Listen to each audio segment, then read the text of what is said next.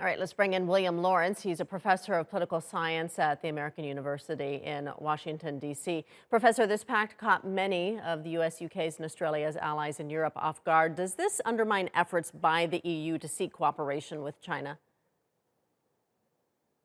No, I don't think that's the main game here. I think writ large, China is playing a divide and conquer strategy with everyone, both economically and geopolitically. And when parties act together in a way that seems to go against Chinese interests, that actually increases their bargaining position vis-a-vis China. And that's the big game. And that's one of the reasons the French were so upset, and by extension the EU, that this new security infrastructure in the Indo-Pacific hadn't included the French. It's not that the French have different interests from the United States and Australia. It's that France wants in on this new sort of unified approach to dealing with China-related security issues. There are the real threats that you were talking about nuclear proliferation and how China will perceive it and that sort of thing. But as China continues to be more and more belligerent and more assertive of its territorial and economic dominance in the South China Sea and on other files like the Hong Kong file and the Taiwan file, the West acting in unity, whether to make peace or to confront China, is a good thing. And China reacted to the announcement of this pact exactly as expected, with anger. But talk to us about how this might impact regional stability.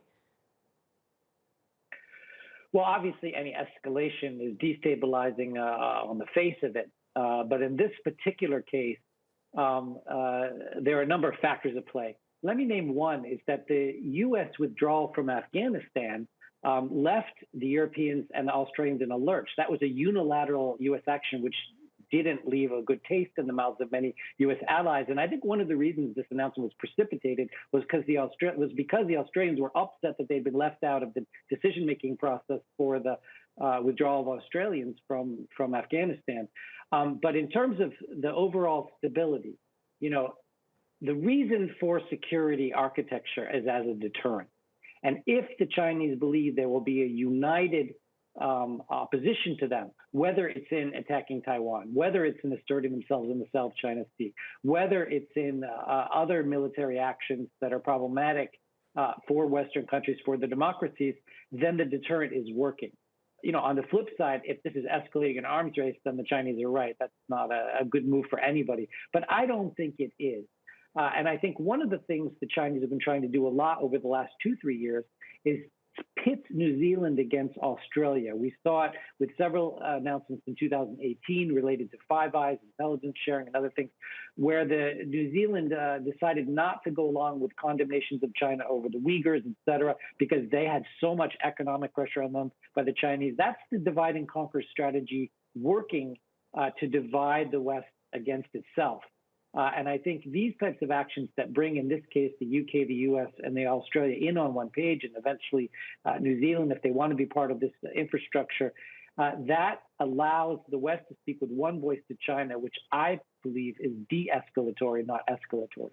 You mentioned earlier that France in particular was upset about this pact because it means that Australia has canceled a multi-billion-dollar contract for non-nuclear submarines with a French manufacturer. And now we have a French gala event in Washington, D.C. canceled as well. Does this potentially damage relations between these countries?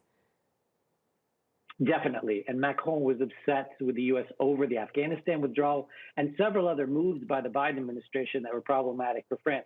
So there is more repairing than the White House has been doing so far that needs to happen with the French, with the U.S.-French relationship. They are notably not part of that U.S., Canada, UK, New Zealand, Australia intelligence and security partnership. There were some moves during the Trump administration to start including the French in that infrastructure. They did lose potentially those contracts over the non-nuclear subs. They claimed that they weren't notified, but that's not true. U.S. officials did notify them at several levels in advance of all this.